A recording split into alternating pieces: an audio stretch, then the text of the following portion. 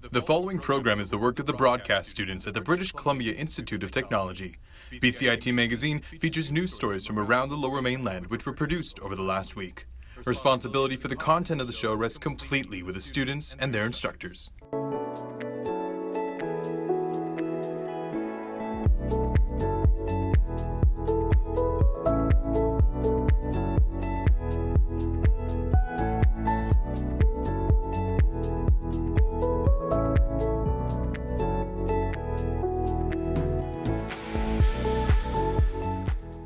Coming up on BCIT Magazine, 2 men caught on tape slashing tires. And some fire prevention tips for your home. Plus, the largest clothing swap in Vancouver.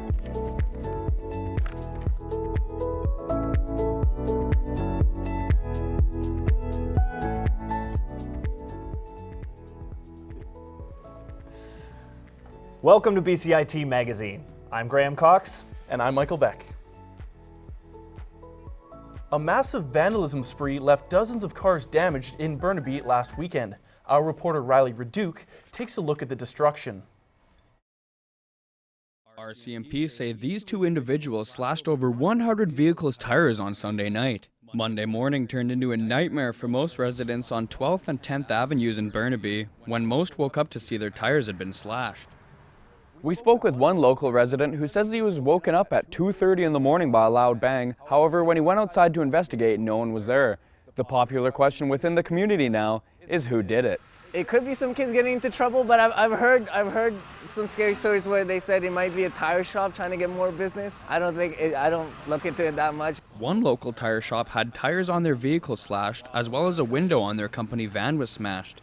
As for the idea a tire shop could be responsible, tire shop are really busy right now. Really, like myself, I don't need any extra headache. I got lots of work myself inside the shop. I have few rims I have to do. I have to do these tires today, and I'll be busy for all week. Actually, I don't have time for any of this. Jim hopes the consequences for the vandals are severe because these slashings affect more than just the tires. It's not just the tire or where they're getting it replaced. A lot of people probably going to lose a job. Lots of companies going to be slowing down because of this. It affects the whole community with this vandalism. RCMP still haven't identified the two suspects in the video. I'm Riley Reduke in Burnaby for BCIT Magazine. Federal Cabinet Minister Patty Hajdu was at the BCIT campus this week to sell the U.S.-Mexico-Canada agreement. Sierra Simpson has more on the possible effects of the deal. Honorable Patty Hajdu. Union representatives surrounded Canada's Minister of Employment, Workforce Development and Labour, Patty Hajdu. The U.S.-Mexico-Canada agreement was the topic of today, specifically how the minister thinks the deal is good for Canadians and Canadian workers. One of the sticking points was the U.S. administration's insistence that Canada eliminate their supply management system for industries such as dairy. We fought hard to say no, that this was an integral piece of our own Canadian economy, of our own food production system. Dairy farmers worry the new agreement will hit them hard. The U.S. will have access to 3.6% of Canada's current dairy market. We'll be working with the dairy sector to understand what kinds of financial impacts that represents for them and compensate them fairly for that change. And without enough details, dairy farmers worry the compensation just won't be enough. Sierra Simpson in Burnaby for BCIT Magazine. BCIT renewed its food services contract with multinational corporation Chartwell's at the beginning of this year. The renewal came after a student satisfaction survey showed that 56% of the respondents were dissatisfied with Chartwell's service. Srushti caught up with the company's new BCIT district manager. The man in charge of food at BCIT was eating on campus not too long ago as a student. I think then food services were basically institutional when I was going to BCIT, right? It was your cafeteria style food, it was cheap food in the sense that the quality was not that great, and it was basically just filling a need to eat. So how have things changed since then, now that Chartwell's runs the majority of food services on campus? Lalani says there's a focus on nutrition, variety, and locally sourced products. 5 different menu items each day of the week. So each day will be a different menu item, again to bring choice to the side of the campus. What do students think of that? There's not many choices, it's quite expensive. Because for me right now, I don't feel like the food is worth the price that they're paying for. We usually do not eat on campus. Not much choice, we like Asian food. I'd love more vegan options, how about that? Other than Chartwell locations, students have the option of going to the Habitat or the Stand, which are run by the BCIT Student Association. The actual profit and the money goes directly to BCIT and then to the Student Association, not just directly to us. Both Chartwells and the BCIT SA say they take into account student feedback and try their best to implement it. But Neil says the small size of the BCIT SA means students can be heard. Will I always be able to change everything or do everything a student necessarily wants? Not necessarily, but I can be a little more flexible than a bigger sort of bureaucracy that has to answer to several groups or several levels. In the meantime, one student says he's getting by. What's your favorite of those options? Probably the greasiest. Triple J, Triple O's. Srushti Gangdec in Burnaby for BCIT Magazine. Reporter Srushti Gangdec joins us now live. Srushti, we heard this contract was renewed after a student satisfaction survey that took place last year. Can you tell us a little bit more about that survey? Well, Mike, BCIT runs a full-time student engagement survey twice a year just to help them gauge how students feel about the education that they're getting and the resources on campus. Last year, 35% of the total student population responded to that survey, and out of that, only 44% said that they were satisfied with the non-BCIT food services contractors. Back to you. And how useful does Chartwell think that survey has been in terms for feedback for them? Well, the district manager, Mebs Lalani, actually only joined BCIT this year, so he wasn't around for a lot of the feedback that Chartwell's received for the last year. But he says he's open to potentially providing what he sees a demand for amongst students, whether that's more variety, whether that's vegetarian and vegan options, or even potentially having some locations stay open later. Back to you. Thank you, Srushti. An unfamiliar light raced through the sky Sunday night above California, and no, it wasn't a UFO. It was a SpaceX Falcon 9 rocket. This was the first time a rocket successfully landed on the West Coast. The mission lasted around 13 minutes, and the rocket released a satellite which is now orbiting the Earth to help test space-based communication.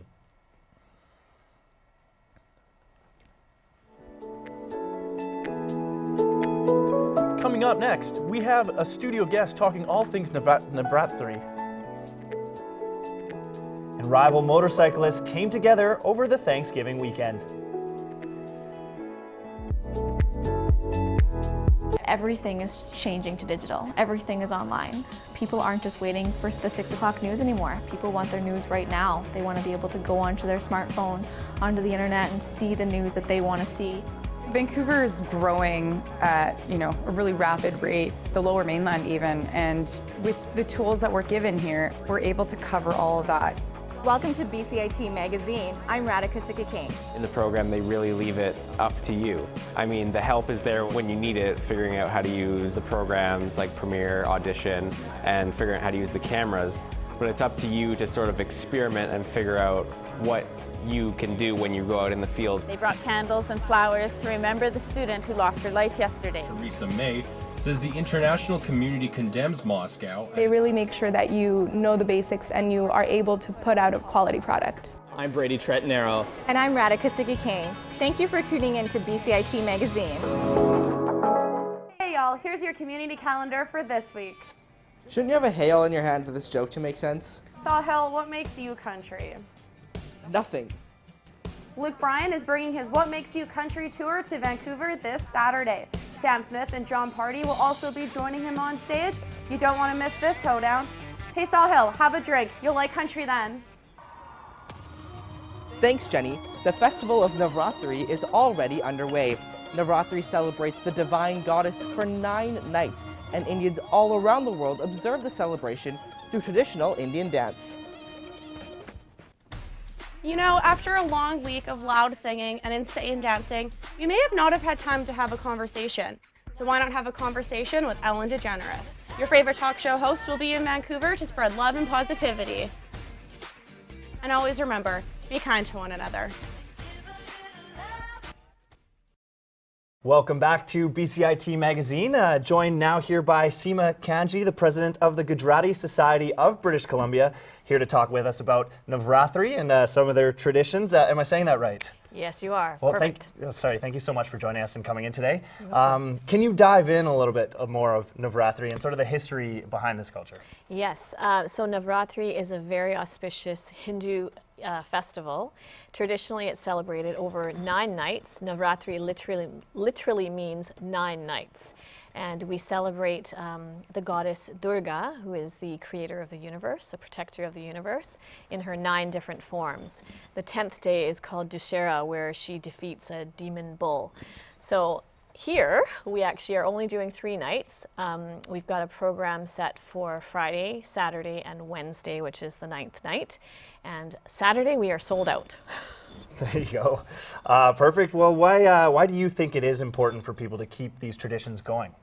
Well, I think it creates identity for people who are away from their home countries. There are lots of people here from India right now, but aside from assimilating into the Canadian culture, I think it's important to maintain culture and tradition. It gives you a sense of identity, first of all, and belonging to a particular community. And so you have this extended family here in Canada, which is just wonderful. Awesome. And that being said, why do you feel that people, or why do you feel it's important for people to get involved in their own communities? Well, it gives you a sense of giving back to your community. I volunteer. The entire group that's putting on this organization are all volunteers, including myself, the entire board. We're all giving of our own time and our resources to put this event on. It gives you a sense of fulfillment, for me anyways, and you're giving back to your community. Well, thank you for joining us, Seema. You're welcome. A group of Vancouver seniors are working hard in a fitness class, but they don't mind because they're inspired by their teacher. My co-anchor Michael Beck went to find out why she's so beloved by her students. Cross, strong core. This isn't your typical seniors fitness class. Up above, hook. It's different because of who runs this class. Kate Malia has taught this group for 6 years. Her students value fitness, but it's her energy and inclusiveness that keeps them coming back week after week. Beautiful. Yeah. She has a lovely way and very much encourages people to work at their level. Oh, she's so upbeat all the time, and that contributes to it. And she's very forgiving. There's no sense of pressure about having to get it right. There's lots of laughter because I'm always dropping something or missing something, and so there's laughter. Yeah. That was very inclusive. She made it so that it was suitable for all ability levels. Malia finds inspiration for her movements anywhere. In class, mistakes are encouraged. As long as her students are having fun and working hard, she finds it easy to lead the group. Only if you can. Half the time I can do it, and half the time my brain says, not today. Here we go, push it forward. Beautiful. I love teaching this class because it's really creative movement. It's creative for me. In a way, it's kind of like an art form I enjoy.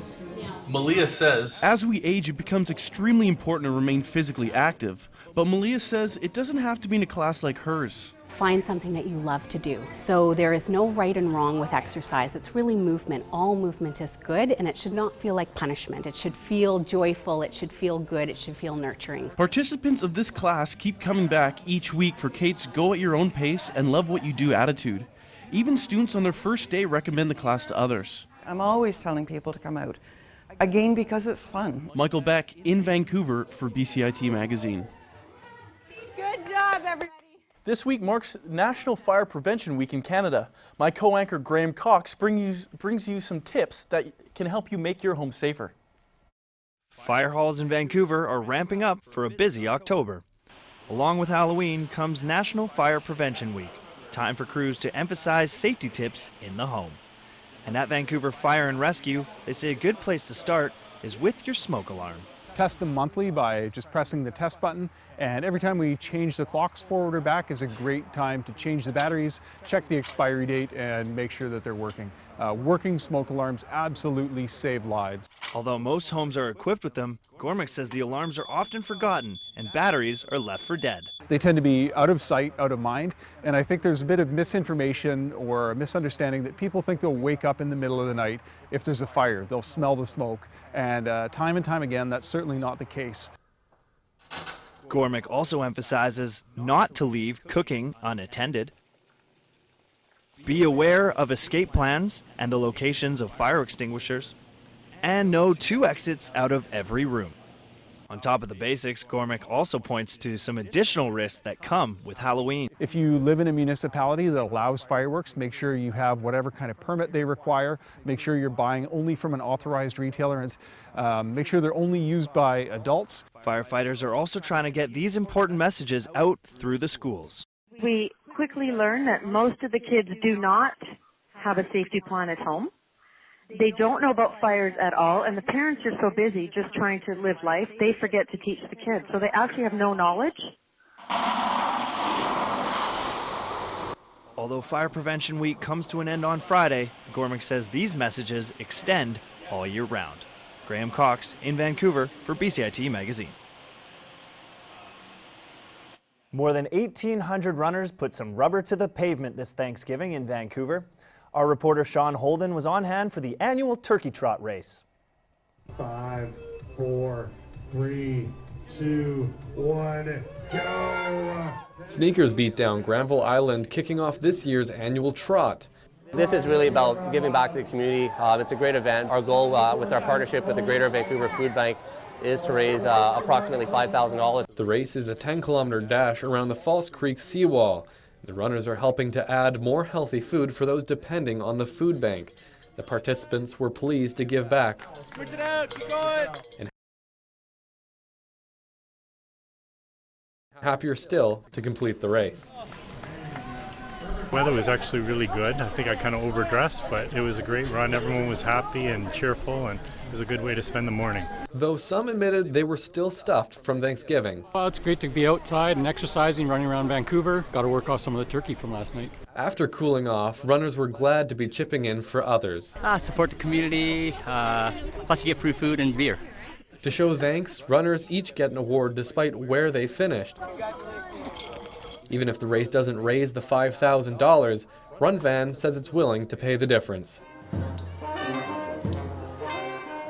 It's great to see the community come together and hand out donations, and we also contribute on our part as well as an organization as well back to the food bank. The runners can rest now and know that this Thanksgiving, others will be thankful for their efforts. Sean Holden in Vancouver for BCIT Magazine.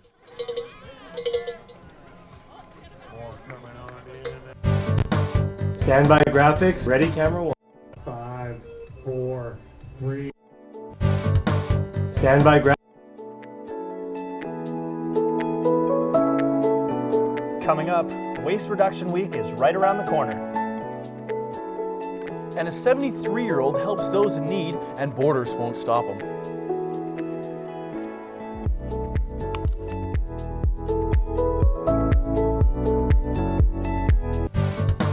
Standby graphics, ready, camera 1. If you want to experience the fast-paced world of news, Today on BCIT Magazine, striking, make magic on a movie set, frame, and action, or bring your creative ideas to life, BCIT's hands-on training will get you started. BCIT Television and Video Production. Your possibilities start here.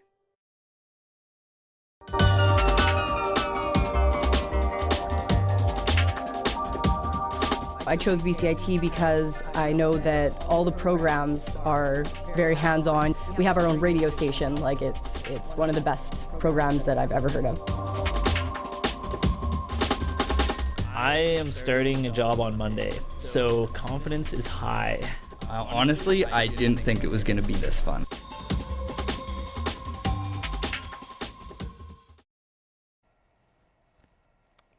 Textile waste is a huge contributor to landfills worldwide. But some activists say it doesn't have to be. Reporter Emily Vance went to meet UBC students who are working together to promote sustainability in fashion. Okay, so students from Common Energy UBC and UBC Sustainability have joined forces for an annual event that aims to reduce textile waste by giving clothes a new life. T-shirts, pants, activewear, children's clothes, they're all here and up for grabs at what's been billed as Vancouver's largest clothing swap. Alex O'Kranitz of Common Energy UBC says the clothing swap is a great way to shop sustainably. we really want to focus on the avoid, reduce, and reuse. We want people to avoid things that they don't need. So when people are coming in here, hopefully they're being really intentional about the things that they're taking, even though they are free. And then to reduce the amount of waste that they're creating and to reuse other people's things and make sure that their own things are having another life. The swap comes just a few days before the start of Waste Reduction Week in Canada, aimed at reinforcing a cyclical economy in which items are reused in a variety of ways. BC's Recycling Council says the rise of fast fashion and inexpensive overseas production has fueled a dramatic increase in the amount of clothes ending up in the garbage. Think of the amount of energy, for instance, that's embedded in that clothing. We've got this embedded energy and all this effort put into these materials that we're just going to toss into a landfill. Well, we have to do better than that. And we can do better than that by buying more durable goods, by wearing them as long as we can, by sharing them with people who can then use them after us through a charity or through someone that you know. Common Energy UBC hopes to make this event a seasonal affair so that students and community members can have new, fresh looks without harming their wallets or the planet. Emily Vance at UBC for BCIT Magazine. We are now joined live with our reporter Emily Vance. Emily, you mentioned that textile waste is a growing problem worldwide. Can you elaborate a little bit more on this?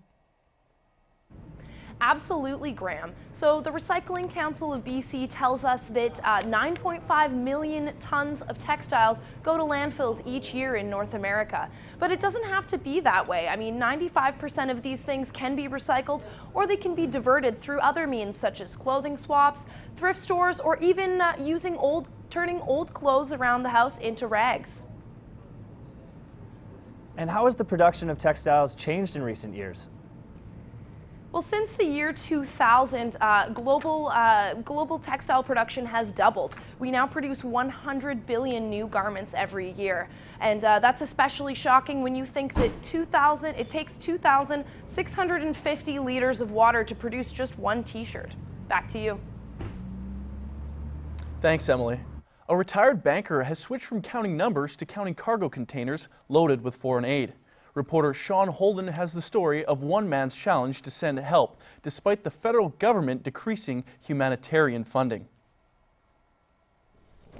73-year-old Dan Gallant scavenges heavy boxes packed with hand-me-down elementary school books that otherwise would be going to the dump. This is a box of used library books that we will include in a container.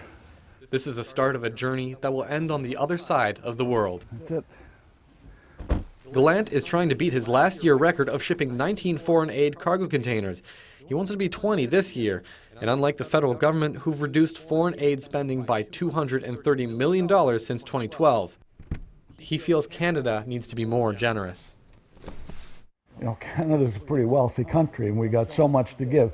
Sure, we've got our own needs in our own country, but I think that you know, the basic needs are there, the system is there, the means is there for everybody to be taken care of at a comfortable level. He doesn't just collect books. Gallant gathers anything from medical supplies, school desks, and computers. He recently received 60 specialty cribs from Children's Hospital, and now he's traveled to 3 different countries to deliver supplies. This is a young man described as his feet were badly deformed and he couldn't walk. We put a wheelchair in the vehicle and went around to his house where he lived with his mom and gave him a wheelchair to give him mobility and dignity. You can't describe the smile on this young man's face. In his eyes, Gallant hopes this crate heading to the Philippines will fill homes and schools, just as the need to help fills him with purpose. Warms my heart. And, Sean Holden in Burnaby for BCIT Magazine. This past week, a convoy of motorcyclists rode from Coquitlam Center Mall to the PNE, all in the name of charity. My co-anchor Michael Beck was at the starting line. Despite the rain, thousands of bikers came out to help gather toys for underprivileged kids throughout the province. The Lower Mainland Christmas Bureau is celebrating its 40th year running this event. To this group, it doesn't matter if you've rode in them all or if it's your maiden voyage. Our second year. Yeah, 5 years our company's been involved in the event. Hey Marty, how many years have you been there? 28. From the day they started. The riders in this group are pretty diverse. Its participants come from all walks of life. We reflect all strata of society. Some of us had some pretty bad time. Some people have served time in jail, and other people, like myself, are a bunch of snowflakes. All comers are invited. Even groups that aren't exactly friendly to one another put aside their differences to make sure all of BC's kids get something during the holidays. No matter what kind of bike they ride, doesn't matter what group they're with, where they're from, they all come together. We raise a ton of toys, like that whole truckload right behind you, and off we go, and we take it to the Christmas Bureau, and then we distribute it to all the other Christmas bureaus. Sure, today's event was about donating toys for the children, but it goes much further than that. Everyone here is equal. And as far as biker stereotypes go, John may have said it the best.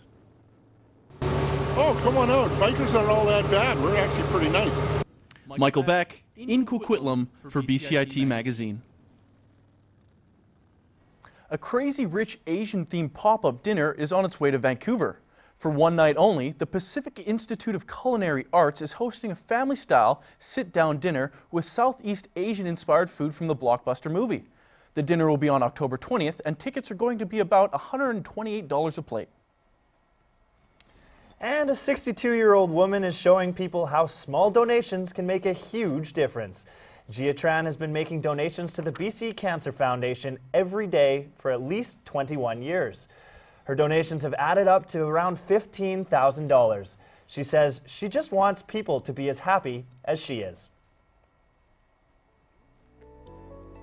If you have any questions regarding the show, you can contact us at bcit-broadcast.com or bcitbroadcastnews.ca. That was your BCIT Magazine for this week. I'm Michael Beck. And I'm Graham Cox. We now leave you with a beautiful view of the Vancouver Harbor.